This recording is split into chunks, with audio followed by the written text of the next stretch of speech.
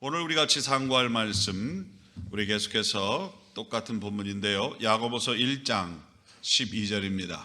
제가 봉독합니다. 시험을 참는 자는 복이 있도다. 이것이 옳다 인정하심을 받은 후에 주께서 자기를 사랑하는 자들에게 약속하신 생명의 면류관을 얻을 것임이니라. 아멘. 우리 다시 한번 기도합니다. 하나님, 우리가 사는 동안에 여러 경로로 시험을 겪습니다. 어려움을 겪습니다. 그러나 이것을 통해 낙망하거나 포기하거나 분노하거나 타락하지 말고 하나님이 시험을 이기는 자에게 복이 있고 옳다함을 인정을 받아 구원에 이른다고 하였습니다. 하나님, 우리에게 닥친 여러 가지 시험과 환난과 고난을 무서워하거나 포기하거나 타락하거나 분노하는데 주여 넘어가지 말게 하시고 오로지 시험을 잘 참아 오히려 승리하고 성숙하고 복을 받는 귀한 이 말씀을 듣는 성도들 되게 하여 주옵소서. 다가가고 예수님의 이름으로 기도드려 싸움나이다. 아멘. 계속해서 말씀을 전하고 있는데요, 우리 앞에 보이는 친구, 우리 형제님 정태? 머리가 이렇게 많이 변했네, 마르고. 방학 전에 우리 교회 나오던 우리 청년인데요, 우리 김정태 형제 왔습니다. 우리 환영하겠습니다.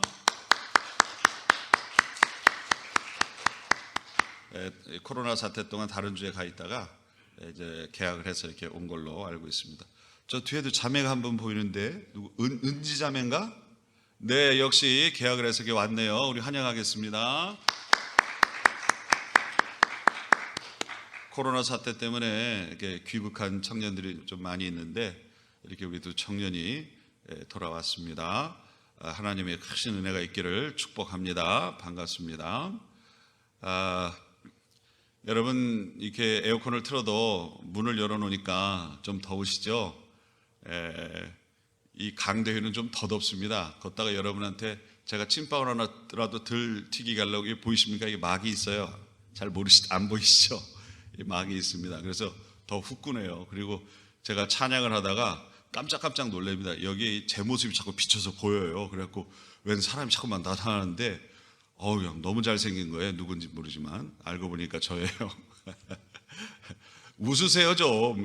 마스크 쓰고 힘드시지만 저 농담 못하는데 이런 농담까지 하는데 뭐 제 모습에 제가 뭘 놀래요.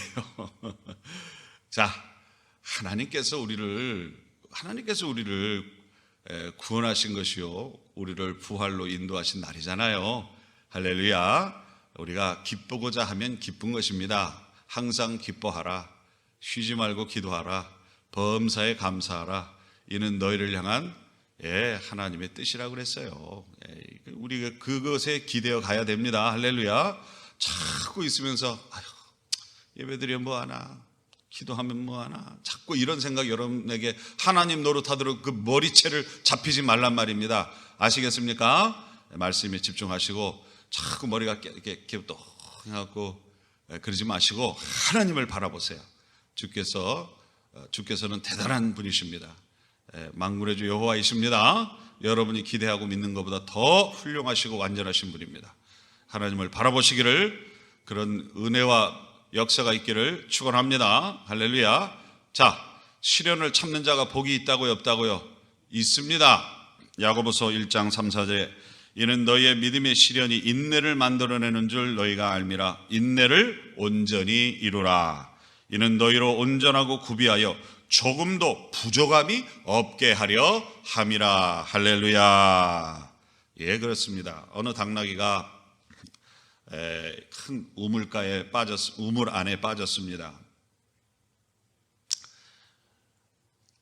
그런데 그 나귀의 주인이 그 우물에서는 더 이상 물도 안 나오고 그 나귀도 이제 나이가 많아서 쓸모가 없다고 생각이 돼서 나귀라도 좀 구하려고 하다가 동네 사람 불러다가 그냥 그 우물도 어차피 자꾸 이제 짐승도 빠지고 사람도 빠지니까 안 되겠어 갖고 물도 안 나오는데 쓸모도 없는 우물 덮어버리자. 그리고 저 나귀도 끌어올려 봐야 더 이상 쓸모도 없고 동네 사람들 그냥 묻읍시다 하고는 온갖 것을 다 갖다 놓고는 그 우물에다가, 마른 우물에다가 흙을 막 퍼부어 댔습니다.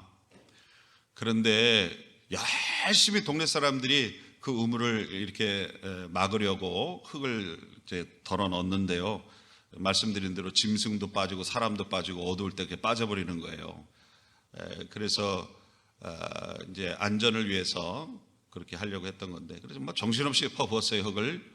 그리고 나서 잠시 쉽시다 하고 이렇게 쉬면서 얼마나 흙이 차였나 하고 이렇게 봤더니 세상에 나귀가 그 흙더미 위에 쏟아 넣은 흙더미 위에 올라가 있더랍니다. 희한한 일이죠.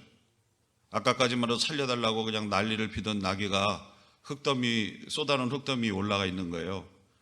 어떻게 저렇게 했나 하고 흙을 다시 부어봤더니 나귀가 천재. 흙이 지 머리 위에 몸 위에 떨어지면 푹 떨고는 그 위로 올라가는 거예요. 지 몸에 쏟아진 흙을 흩어내고 쏟아내서는 그 위에 올라가고, 쏟아진 흙을 또 흩어내고 그 위에 올라가고, 그렇게 살겠다고 포기하지 않고 날뛰지 않고 살아나는 데만 초점을 맞춰서 그렇게 했더니 짐승도 사람보다도 더한 그런 지혜로운 일을 하더라는 것입니다. 그래서 그 나귀가 하도 영특해서 그 주인이 다시 거두어서 오래오래 같이 살았다는 이야기가 있습니다. 여러분, 너희 믿음의 시련이 인내를 만들어내는 줄, 그러니까 이 시련이 있어야 인내하는 법도 배우고 그 인내하는 법을 배워서 또다시 오는 시련도 이길 수 있다라는 겁니다. 할렐루야. 그런데 그것을 인내를 온전히 이루라. 편법을 써서, 탈법을 써서 포기하거나 타락하는 법을 써서 시련을 비껴가거나 어떻게 해결하려고 하지 말고 인내를 온전히 이루라. 무엇으로요? 하나님의 방법으로 인내를 이루라는 것이죠. 말씀하고, 말씀 보고, 기도하고, 하나님 의지하고, 오늘도 여러분은 우리에게 닥쳐온 이런 시련을 온전히 이기시면서 그리하여 온전하고 구비하여 조금도 모함이 없게, 부족함이 없게 하려 함이라라고 하는 것입니다. 그래서 시련을 이기는 것은 우리에게 부족함이 없게 하는 복이 되고 덕이 되는 일이라는 겁니다. 그래서 이 시련을 이기는 원리를 지지난주에 이어서 계속 했습니다. 그 첫째가 뭐였죠? 하나님의 사랑을 믿고 인내하라 하였습니다. 요한복음 3장 16절에 하나님이 세상을 이처럼 사랑하사 독생자를 주셨으니 이는 저를 믿는 자마다 멸망치 않고 영생을 얻게 하려 하심이라. 하나님이 이처럼 사랑하사 독생자를 주셨으니, 자, 이게 뭐예요? 하나님이 나를 살리시려고 독생하는 아들 예수 그리스도까지 주시면서 십자가에 못 박혀 죽게 하심으로 영원히 죽을 나를 영원히 살리신 하나님이 계시다. 그렇게 나를 사랑하는 하나님이 오늘도 나와 함께 하신다는, 하나님이 나를 이처럼 사랑하신다는, 독생자를 통하여 이처럼 사랑하신다는 사랑을 우리가 온전히 믿을 때 시련을 이길 수 있는 인내를 얻게 되는 것입니다. 두 번째는 뭐라고 그랬습니까? 하나님의 사랑을 실천할 때의 시련을 이기는 방법이 된다라고 말씀드렸어요.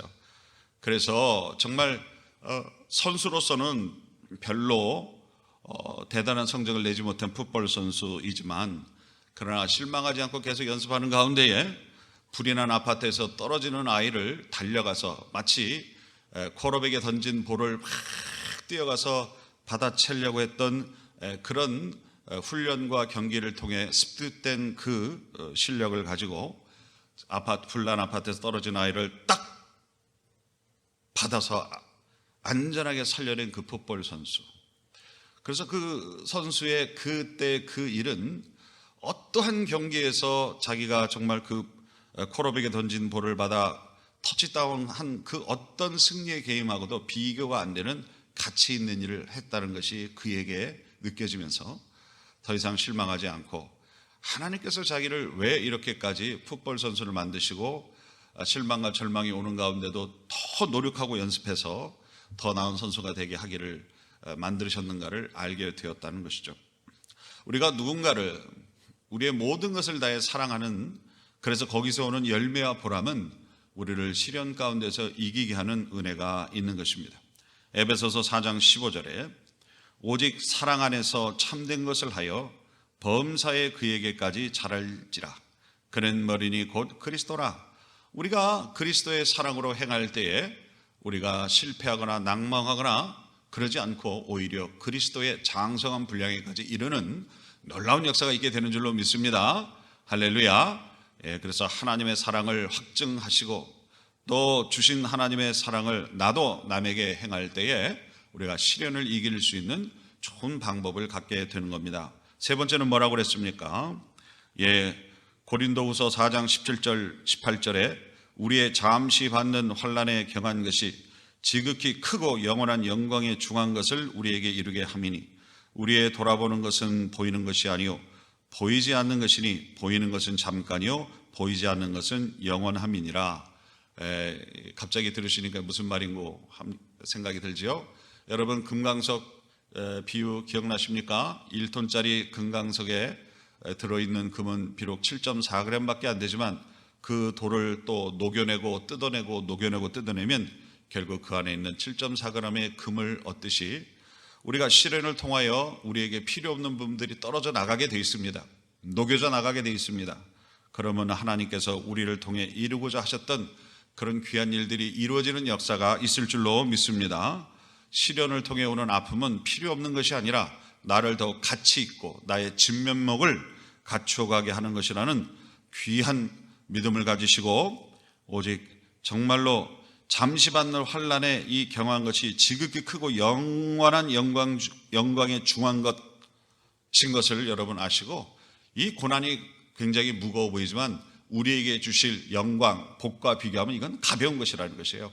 주님이 이 시련을 이기고 난 우리에게 주는 것이 훨씬 좋은 것이라는 것을 알고 이겨나가시기를 주의 이름으로 축원합니다. 그래서 오늘부터 또 드리려는 시련을 이기는 원리 중 하나는 바로 여러분 잘 아시는 기도입니다. 할렐루야. 누가복음 22장 46절에 이르시되 어찌하여 자느냐 시험에 들지 않게 일어나 기도하라 하시니라. 정말 예수님과의 일정을 같이 하면서 너무나 피곤한 제자들이 주님을 따라 정말 기도하러 정말 감난산에 올라갔지만 그러나 어떻게 됩니까? 피곤해서 잤습니다. 주님이 그들이 피곤한 것 다 압니다. 그럼에도 불구하고 뭐라고 말합니까? 어찌하여 자느냐 시험에 들지 않게 일어나 기도하라. 깨어 기도하라는 겁니다. 이것은 육신적으로 자는 것을 꼭 하나님이 예수님이 야단하시는 것이 아니라 영적으로 잠들어 있는 것을 의미하는 것입니다. 베드로가 옥에 갇혔을 때에 하나님 나를 이 옥에서 꺼내주십시오라고 기도를 했습니다. 그러다 잠이 들었죠? 왜 잠이 들었을까요? 기도는 해야 된다는 것을 알아 기도했지만 자기가 정말로 기도를 했을 때 하나님께서 옥에서 이 감옥에서 나를 꺼내주실 거라는 믿음과 소망이 있었다면 잠들지 않았을 겁니다. 문이 열릴 때까지 자기가 자유로워질 때까지 쉬지 않고 기도했겠지요. 그러나 기도하다 잠이 들었다는 것은 뭘까요? 밀려오는 낭망, 밀려오는 불신앙이 저를 지치고 잠들게 만든 것입니다. 이때 천사가 와서 베드로의 옆구리를 쳐서 깨웠다라고 되어 있습니다. 여러분 보통 이렇게 쳐서 사람을 깨우면 기분이 좋아서 깨우는 걸까요? 기분이 나빠서 깨우는 걸까요? 이런 의미 아닙니까? 왜 자? 일어나. 잘 때가 아니야. 일어나. 이런 거 아닙니까? 천사가 와서 팔꿈치로 베드로의 옆구리를 쳐서 깨웠답니다. 이 얘기는 뭡니까? 베드로를 야단하는 겁니다. 네가 지금 잘 때냐? 네가 그렇게 포기하고 낭망하고 불신앙적인 마음을 가지고 입술로는 기도해도 좀 네 속사람으로는 하나님 앞에 힘을 내고 열정을 내고 찬양을 해도 모자를 파네. 어떻게 네가 자? 네가 그러고도 예수님의 수석제자야? 수제자야? 이렇게 야단을 치시는 겁니다. 예배 초에 말씀드린 것처럼 예배드려 뭐해, 기도해도 뭐해, 뭐해도 우리가 하나님 앞에 기도해도 뭐해, 예배드려도 뭐해. 여러분 이런 유의 사단의 시험에 넘어가시면 안 돼요. 자꾸 예배드리면서 하나님을 향해 내 몸이 앞으로 이렇게 막 자꾸 쏟아지면서 하나님을 향하는 그런 열정이 우리 안에 쏟아지기를 주의 이름으로 축원합니다. 자꾸 몸이 뒤로 넘어가고 고개가 삐딱해지고 내가 예배드려 뭐 하나 나오던 예배 나오지 뭐 이런 마음 이거요 자기 합리화하는 겁니다. 나는 이렇게 불행해. 나는 이렇게 약해. 그거요. 누구도 동정하지 않습니다. 울어도 못하네. 정말 여러분 잘 아는 비유, 한경준 목사님 하신 그 비유, 기가 막힌 비유잖아요. 어느 산모가 아기를 낳았는데 못 낳아요. 울어요. 막 소리를 질러요. 그런데 주여 믿습니다 했더니 아기가 으앙 하면서 나오더라잖아요. 그래서 나온 가사가 믿으면 하겠네라고 하는 겁니다. 제가 갖다 붙였는지 모르겠지만 한경준 목사님이 그렇게 하시면서 설교를 하시는 게 기억이 납니다. 오래전 설교인데요, 제가 신학교 다닐 때 들었던 예화인데요. 여러분, 자꾸 우리가 누군가에게 동정을 사면서 나도 울고 그도 울고 한다고 하나님이 들어주시고 뭐 그냥 나는 막 불행이 마주 내 삶을 찢어 놓아 이런다고 되는 거 아닙니다. 아무리 내가 불쌍한 표정을 짓고 아무리 내가 눈물을 꺼이꺼이 운다고 해서 하늘문이 열리는 거 아닙니다. 제대로 해야죠. 여러분, 제가 잔인합니까? 제가 잔인합니까? 아닙니다. 예수님도 우셨어요. 예수님도 공포에 떠셨어요. 예수님도 사정하셨어요. 십자가를 안 질 수는 없을까? 그런데 십자가를 져야만 했습니다. 십자가를 당당히 졌을 때에 우리가 구원을 받았습니다. 예수께서 온전한 영광으로 돌아가셨습니다. 오늘 우리는 시련 앞에 담대하게 맞서 싸워야 합니다. 그 방법 중에 하나가 뭐냐? 바로 기도하는 것입니다. 무릎을 꿇고 우리에게 주신 복된 이름 예수의 이름으로 기도해야 하는 것입니다. 여러분, 시험에 들면 기도하지 않고 그냥 사탄이 밀어 제끼는 대로, 환경이 밀어 제끼는 대로 시련에 쑥 빠지면 그건 결론은 고통입니다. 상처입니다. 그러나 그렇게 시험이 오고 시련이 와도 깨어 기도하면 오히려 그 시련 중에 은혜와 영적 성장이 우리에게 있는 줄로 믿습니다. 할렐루야. 야고보서 5장 13절에 너희 중에 고난당하는 자가 있느냐? 저는 기도할 것이요. 뭐 할 것이요? 기도할 것이요. 즐거워하는 자가 있느냐? 저는 찬송할지니라. 이 말씀을 잘 보셔야 해요. 고난당하는 자는 마땅히 기도하라는 겁니다. 그러다면 하나님께서 찬양할 만한 일을 주실 것이고 찬양케 되는 은혜가 있다라고 하는 것입니다. 여러분 잘 아시는 야곱의 야복강가에서의 기도 잘 기억하시죠? 정말 몇십 년 만에 모든 것을 참 다 극복하고 부자가 되어 자기의 모든 식솔들과 재산을 가지고 고향 땅으로 돌아가려고 하는데 자기에게 아직도 앙금이 남아있는 앙심을 품은 쌍둥이형 에서가 수백의 군사를 데리고 자기와 자기 가족들을 몰살시키러 온다는 첩보병의 첩보를 듣고는 그가 한 것은 무엇이었습니까? 모든 가족들을 두 때로 나누어 앞서 보내고 자기는 홀로 야복강가에 남아 하나님 앞에 기도하는 것이었습니다. 하루 밤새 하나님 앞에 몸부림을 치며 기도했을 때 드디어 쌍둥이형 에서가 자기 위에 수백의 병사를 물고 자기 앞에 당도했습니다. 그는 말에서 내려와 칼을 들어 그의 목을 친 것이 아니라 팔을 들어 그의 목을 어긋 안고 울면서 사랑하는 동생아 하고 그를 맞아준 것입니다. 처음엔 죽이로 출발했던 에서가 도착하고 나서는 자기 쌍둥이 동생 야곱을 끌어안고 그를 맞았다라고 하는 겁니다. 여기에서 중요한 것은 바로 야곱의 기도라고 하는 것이죠. 그런데 야곱의 기도가 그냥 기도한 것이 아니고 기도의 내용과 목적이 무엇이었냐가 굉장히 우리에게 중요한 것입니다. 여러분, 이 기도를 통해 야곱이 변했습니까? 에서가 변했습니까? 에서가 변했습니다. 물론 야곱도 이 일을 통해 영적으로 많이 성장했겠습니다만 정말로 극적으로 변한 사람은 바로 에서입니다. 그렇다면 야곱의 기도는 누구를 위해 기도했을까요? 바로 에서를 위해 기도했다라는 겁니다. 에서의 마음이 바뀔 수 있도록 하나님 역사하여 주옵소서라고 기도했다라고 우리는 충분히 짐작할 수 있는 겁니다. 그도 그럴 것이 이미 야복강가에는 야곱이 오기 전에 마하나임이라고 하는 하나님의 군대가 미리 도착해 있었다라고 기록이 되어 있습니다. 너무나도 뜬금없는 이야기입니다. 야곱이 기도해서 에서의 마음이 변하여 야곱과 화해한 이야기로 우리는 알고 있는데, 그 일이 일어나기 초엽에 그 야곱 강가에 하나님의 보내신 천사 군대 마하나임이 미리 도착해 있었다는 얘기를 뜬금없이 딱 기술을 하고 그 다음에 야곱과 에서의 이야기가 쭉 나옵니다. 이 얘기는 뭘까요? 바로 우리가 기도할 때 하나님의 군대가 나아가 싸우신다는 그런 교훈을 주시기 위함인 것입니다. 마하나임은 하나님의 큰 군대라는 뜻입니다. 여러분, 우리가 기도할 때에 영적으로 악한 영들에 사로잡힌 자들을 이기게 되는, 그들을 구하게 되는 놀라운 역사가 있는 겁니다. 다시 말씀드리면, 이 말씀을 종합적으로 말씀을 드리면, 야곱이 기도할 때 하나님이 미리 출동하여 대기시켰던 마하나임 군대를 살인을 하고자 하는 악한 영에 사로잡혀서 수백의 군대를 끌고 오는 에서를 사로잡고 있는 영들에게 하나님의 군대 마하나임이 쳐들어가서는 에서로부터 그 악한 영들이 떨어져 나가게끔 전쟁했다라고 하는 겁니다. 도단에 엘리사가 있었습니다. 그런데 그 엘리사 때문에 이스라엘을 이기지 못하자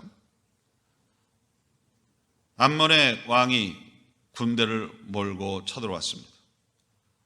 엄청난 군대가 쳐들어왔습니다. 정말 이것은 죽을 수밖에 없는 그런 상황이 되어버린 것이죠. 엘리사의 몸종이 우리는 죽었습니다. 어떻게 하면 좋겠습니까? 라고 벌벌 떨 때 엘리사가 그를 위하여 기도합니다.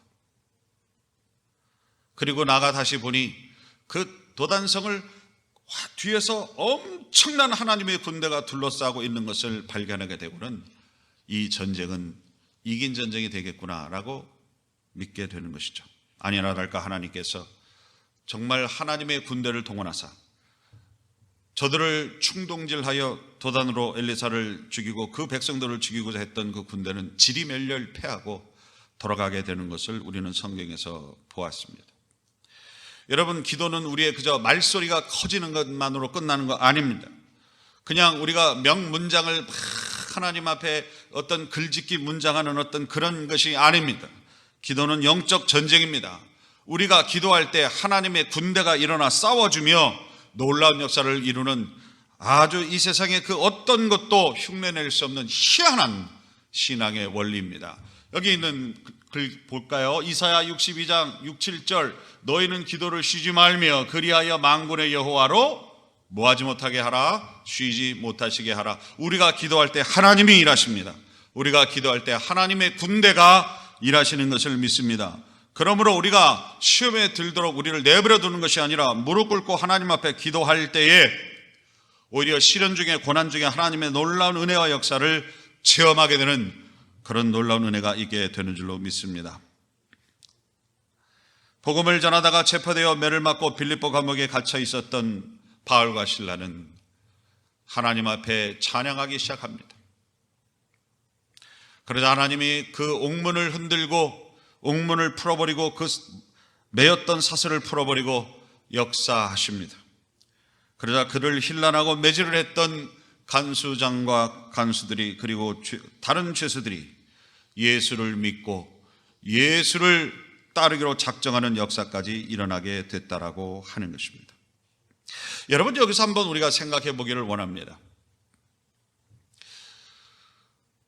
만약에 바울이 실라가 그 감옥에 갇혀 있으니까 나가는 것이 가장 큰 저들의 목적 아닙니까? 그런데 묵상을 해본 거예요. 내가 여기 왜 갇혔을까? 갇혔으니까 나가야지. 이렇게 단순히 생각한 것이 아니라 왜 하나님이 나를 여기를 보내셨을까?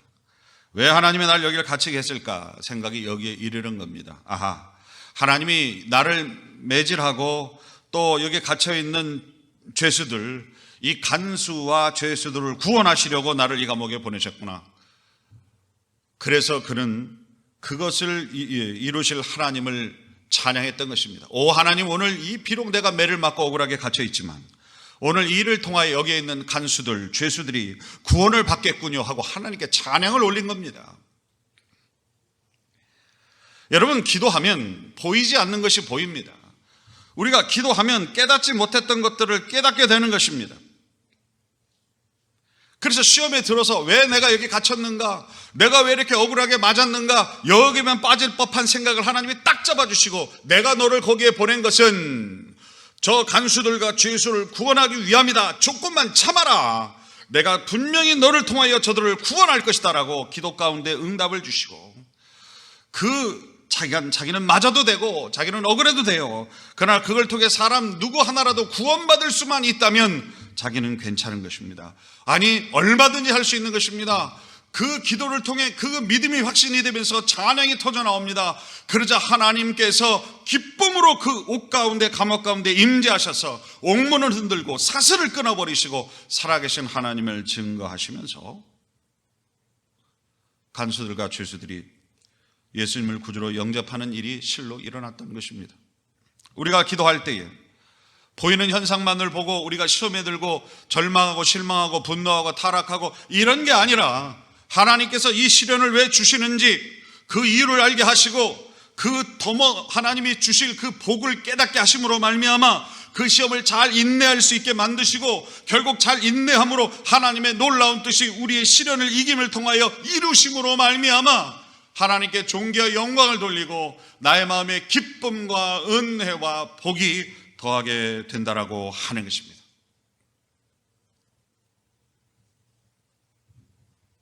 그리고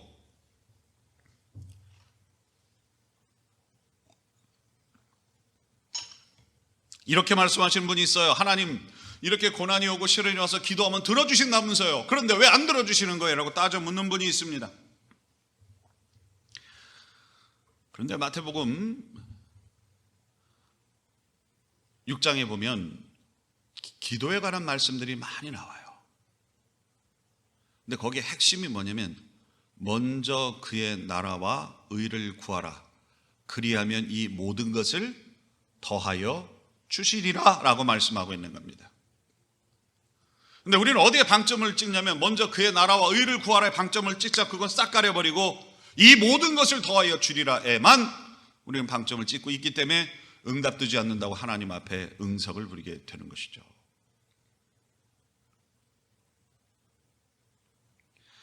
하나님이 응답을 주신 것, 뭐든지 내 이름으로 구하는 모든 것들에 응답을 주시는 것은 전제가 있습니다. 하나님의 뜻대로 구할 때입니다. 하나님의 영광을 위하여 구하는 것입니다. 여러분, 바울과 실라는 그 감옥을 나오는 것이 그에게들에는 급선무들이고 그들의 입장에서는 너무나 현실적인 문제입니다. 그러나 그것을 먼저 구하지 않고 하나님의 뜻이 무엇입니까를 구했습니다. 먼저 하나님의 뜻과 의가 뭔지를 구했습니다. 그때 하나님께서 그 백성들, 거기에 있는 죄수들, 이 죄 사무친 사람들 아닙니까? 간수는 죄인을 다스리는 사람이에요. 범죄자를 다스리는 사람이에요. 죄악된 것만 보면서 가장 인간의 어떤 추악한 면만 보는 사람이에요. 그래서 인간에 대한, 삶에 대한 긍정적인 것이 너무나도 적은 사람들이에요. 거기 있는 범죄자들 마찬가지죠. 가장 구원받기 힘든 사람들, 죄 사무쳐 사는 바로 그 사람들, 그것도 지하 감옥에 있는 그들에게 바울을 보낸 것은, 실라를 보낸 것은 매질을 당하면서까지 사슬에 매여 있는 극단적인 상황을 완전히 내려놨다가 낮추시면 낮추실수록 더 높게 보이시려고, 하나님의 은혜를 더 크게 보이시려고 그렇게 하신 것이죠. 용수초를 눌러 더 튀어오르게 하는 것처럼. 먼저 그의 나라와 의를 구했습니다. 그랬더니 그 감옥에서 대접을 받으면서 나오게 되는 은혜까지 입은 것입니다. 그 모든 것을 더하여 주신 겁니다. 먹이고 입히고 대접하고 존경하는 일까지 받으면서 그 감옥을 나올 수 있었다라고 하는 겁니다. 시련 중에, 고난 중에 왜 응답을 받지 못하느냐고, 기도했는데 하나님께 내가 잘했는데 왜 응답받지 못하느냐고요. 그 상황 속에서 하나님이 원하는 뜻을 이루어야 하는 겁니다. 그저 그것을 이기고 벗어나는 것만을 목적으로 삼으면 우리는 날마다 시험에 빠지고, 시험에 빠져도 날마다 불평과 원망만 할 수밖에 없습니다. 하나님, 이 시련을 통해 이루고자 하는 일이 무엇인가요? 오늘 우리가 예배 때마다 주기도문을 고백합니다. 뜻이 하늘에서 이루어진 것 같이 땅에서도 이루어질지니라. 할렐루야. 이게 기도의 목적이 되고 내용이 되고 우리의 삶이 되어야 된다는 겁니다. 여러분, 만 가지의 기도의 제목이 있고 필요가 있으시겠지만은 우리가 이 고난과 어려움을 이기는, 기도를 통해 이기는 방법은 먼저 그의 나라와 의를 구하셔서 그것을 한번 해보시길 바랍니다. 내가 그럴 여유가 어디 있겠느냐? 그러지 마시길 바랍니다. 어느 교회가 부흥하면서 교회 성전을 짓기 위하여 정말 엄청난 빚을 지고 교회를 지어가던 중에 교회에 이상한 시험과 환란이 들어와서 교인들이 많이 빠져나가고 목사님도 사임하게 되고, 그래 어느 목사님이 그 교회에 부임하게 되었는데 그 소문을 듣고 자기도 가기 싫었다는 겁니다. 이것은 대전의 선한목자교회 유기성 목사님의 간증이에요. 220억이나 빚을 진 교회에 오라는데 누가 갈 목사가 있겠냐는 거예요. 자기는 정말 교회를 잘 성장시키고 정말 눈만 뜨면 부흥하는 교회의 목회자가 되어 있는데 자기가 그런 교회에 갈 이유가 없다는 거예요. 한국은 담임 목사가 대표가 되기 때문에 그 빚을 못 가지면 그 담임 목사가 감옥을 가든지 변상을 해야 되는 거예요. 가장 큰 책임이 있는 거예요. 그런데 하나님은 자꾸만 가라고 그러시더래요. 그래서 내가 왜 가야 하느냐, 가야 하면 갔는데 정말 죽겠더래요. 그 빚에 눌려서, 그 압박감에. 근데 어느 날 정말 전 교인들한테 건축헌금 좀 하십시오, 건축헌금 좀 하십시오 하고 막 한 달을 애걸복걸하며 기도회도 하고 설교도 하고 막 이랬답니다. 그런데 희한한 건 전달보다 건축헌금이 더 안 나오더래요. 그래서 유기성 목사님이 느낀 것이 뭐냐면 인간적인 방법으로 이걸 해결하라고 하는 게 아니구나. 하나님께서 이 일을 통해 우리에게 귀한 교훈을 주시길 원함이구나 하고는 일체 그 뒤로는 건축 헌금에 대한 건자도 안 꺼냈답니다. 자원에서 주시는 것만 그냥 받았대요. 거기에 대한 설교도 기도도 아무것도 안 했대요.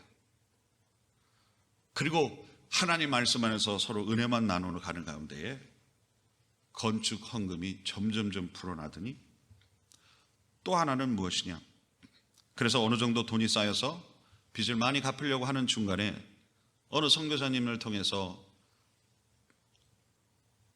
요청이 들어오는데 어느 지역의 선교사님이 교인들은 늘어나는데 교회를 지을 돈이 없어서 정말 예배를 드리는데 너무 불편하다는 이야기를 자꾸만 듣는 가운데 그랬답니다. 우리 교회의 빚을 탕감하는 것 대신에 지금 모인 이 돈이면 그 교회를 지어주고도 남을 돈이니 그 선교지에 교회부터 지어줍시다라고 그 목사님이 제안을 했더니 그 교회 장로님들이나 권석들이 누구 하나 반대하는 사람이 없어서 그 돈을 그대로 그 선교지에 보내서 아름다운 교회를 지어주었다고 하는 것입니다.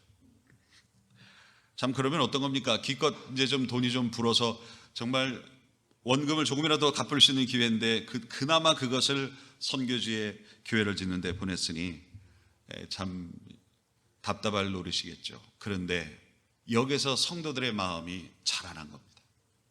내 문제만 보고 우리 문제만 보고 그걸 해결하기 위해서 기도하고 애를 쓰는 것이 신앙이 아니고 그게 하나님 뜻이 아니고 어려운 중에도 시련 중에도 남을 바라보고 남을 돕는 것이 하나님의 뜻이구나. 이걸 배우게 됐다는 것이에요. 그래서 현실적으로 어려운 문제가 있지만 그 문제에 너무 몰입되지 않고 그런 와중에도 정말 해야 될 선교들, 구제들이, 일들이 그 교회에 떨어지면 열일을 제쳐놓고 모든 재직들이 그 일을 힘써서 모든 교인들이 그 일을 힘써서 해결하는 가운데 돌아보고 한 10년쯤 돌아보고 나니까 많은 교회와 선교지와 선교사님들을 돕고도 그 교회의 엄청난 부채가 정말 많이 갚아지는 놀라운 역사를 경험했다는 거예요. 그걸 위해서 캠페인을 벌이거나 그걸 위해서 뭐 기도 운동을 하거나 그런 것도 아닌데 그런 놀라운 역사가 일어났다는 이야기를 들었습니다. 여러분, 시련 가운데 고난 가운데 기도하면 하나님이 먼저 그의 나라와 의를 구하라는 그런 명령을 주시고 그것이 무엇인지를 알게 해서 당장에 내가 이것을 없었으면 좋겠다, 이것을 해결했으면 좋겠다는 것만 매달려가지고 계속 가슴만 치고 살아가는 것이 아니라 고난 중에도 시련 중에도 멋진 하나님의 일을 하게 하시고, 그런 가운데 시련이 아니라 그 시련을 통하여 하나님의 뜻을 온전히 이루게 되는 놀라운 일을 하게 하시는 역사가 있게 되는 줄로 믿습니다. 할렐루야. 그래서 시련이 올 때, 고난이 올 때에 기도하시기 바랍니다. 뭐라고 기도하느냐? 하나님, 내가 이 시련을 통하여 하나님의 나라와 의를 먼저 구하기를 원합니다. 하나님이 시련을 통하여 제게 말씀하는 것이 무엇이고, 하나님이 시련을 통해 제게 하고자 하는 일이, 제가 해야 할 일이 무엇입니까? 하나님, 알려주세요. 그래서 시련과 고난 중에도 정말 내 당면한 문제가 큼에도 불구하고 주신 먼저 그 나라와 의를 구하는 일을 감당하고 나면 이 모든 것을 더하여 주시는 은혜가 우리에게 있을 줄로 믿습니다. 할렐루야. 그래서 시련을 이기는 귀한 방법 중에 하나는 바로 기도하는 것인데, 그 기도 중에 먼저 그의 나라와 의를 구할 때 하나님의 역사와 응답은 있다라고 하는 것입니다. 마지막으로 이사야 58장 6절에서 7절에 보면 나의 기뻐하는 금식은 흉악의 결박을 풀어주며 멍에의 줄을 끌어주며 압제당하는 자를 자유케 하며 모든 멍에를 꺾는 것이 아니겠느냐. 또 줄인 자에게 내 식물을 나눠주며 유리하는 빈민을 내 집에 들이면 벗은 자를 보면 입히며 내 권력을 피하여서도 숨지 아니하는 것이 아니겠느냐. 이런 말씀을 이사야서에서 우리는 볼 수가 있습니다. 먼저 금식에 관해 말합니다. 하나님 앞에 금식하며 기도할 때에 흉악의 결박을 풀어주시고 멍에의 줄을 끌어주시고 압제당한 자를 자유케 하시고 모든 멍에를 꺾어주시는 역사가 나타나게 될 줄로 믿습니다. 할렐루야. 느헤미야가 정말 떠나온 조국이 많은 민족에게 유린당하고 해를 당할 때에 금식하며 기도하다가 아닥사스다 왕에게 나가 그 형편을 구하였을 때에 그 왕이 그에게 정말 모든 것을, 모든 권세와 모든 재물과 모든 후원을 아끼지 않는 그런 가운데에 무너졌던 예루살렘 성벽이 다시 지어지고 무너졌던 하나님의 성전이 보수되면서 무너진 유대의 나라가 새롭게 건설되는 역사가 있었는데, 이것의 출발은 느헤미야의 금식 기도에서부터 시작이 되었다라고 하는 것입니다. 여러분, 이도 저도 안 되면 때로는 하나님 앞에 금식하며 기도하시기를 바랍니다. 하나님께서 모든 멍에와 모든 흉악으로부터 우리를 벗어나게 하시는 은혜가 있을 것입니다. 그것은 밥을 굶는다는 것이 아니라 그만큼 하나님만 바란다는 우리의 의지의 표현이겠지요. 히스기야 왕이 죽을 병이 들었을 때 모든 먹는 것과 모든 즐거움을 다 꺾어내고 끊어내고 병만 바라보며 하나님께 구하였을 때에 그의 15년의 생명을 더하시면서 그를 통하여 영광을 받으셨던 것을 우리는 기억합니다. 우리가 때로는 너무 많은 것을 누리면서도 누리는지를 모르고 불만족에 쌓여 있다가 고난을 당하는 경우도 있습니다. 우리가 금식하며 기도하다 보면 하나님이 내게 주신 은혜가, 구원의 은혜로부터 너무나 많은 것을 내가 누리고 있는 그것을 발견하게 되고 감사하게 되고, 그런 하나님과의 관계가 회복이 되면서 그 금식 기도를 통하여 하나님의 역사가, 하늘문이 열리는 역사가 있게 되는 줄로 믿습니다. 오늘 우리는 시련 중에 있습니다. 시련을 당하는 중에 있습니다. 그러나 하나님이 여러분을, 저와를 사랑하신다는 사랑을 믿고 이기시길 바랍니다. 그런 와중에도 이웃들을 사랑하시는 가운데 거기서 오는 보람과 하나님의 뜻을 잘 깨달으며 시련을 이기시기를 바랍니다. 시련 후에 하나님은 분명히 우리에게 보상하시고 복을 준다는 믿음과 소망으로 이기시길 바랍니다. 그리고 마지막으로 기도하는 가운데 그 시련의 목적과 뜻을 잘 깨달아 먼저 그 나라와 의를 구하시면서 이 모든 것이 더해지는 역사를 체험하기를 주의 이름으로 축원합니다. 기도하겠습니다. 사랑과 은혜 하나님, 코로나19 또 자연의 여러 가지 재해들, 재정적인, 관계적인, 건강적인 알 수 없는 여러 가지 시련들로 인해서 우리는 고통을 당하고 때로는 분노하고 때로는 포기하고 싶고 때로는 타락하고 싶고 때로는 원망이 올라오는 부정적인 것에 휩싸일 때가 많지만 하나님 분명히 오늘 말씀을 통해 시련을 이긴 자가 복이 있으며 하나님께 인정을 받으며 구원에 이른다고 하였습니다. 하나님은 우리를 사랑하시는 줄로 믿습니다. 하나님, 우리는 능히 그 누군가를 시련 중에도 사랑할 수 있는 줄로 믿습니다. 또한 이 시련을 이기면 하나님이 복과 은혜를 주심도 믿습니다. 그리고 이 시련 중에 우리가 기도하면 놀라운 일들을 이루는 그런 계기가 될 줄로 믿습니다. 사랑을 확증케 하시고 사랑하게 하시고 믿음과 소망을 가지게 하시고 기도하게 하셔서 모든 시련 가운데 승리하고 우리에게는 복이 되며 하나님께 영광이 되는 은혜의 역사가 있게 하여 주시옵소서. 지금은 주 예수 그리스도의 놀라우신 은혜와 하나님 아버지의 지가신 사랑과 성령님의 감화감동하심이 이제는 시련을 이기고 하나님께 영광이요 우리에게 복이 되기를 원하는 모든 권속들 머리머리 위에와 하나님 앞에 참으로 아름다운 헌신과 놀라운 헌물을 바치는 손길들 위에 이제로부터 영원토록 함께할지어다. 아멘.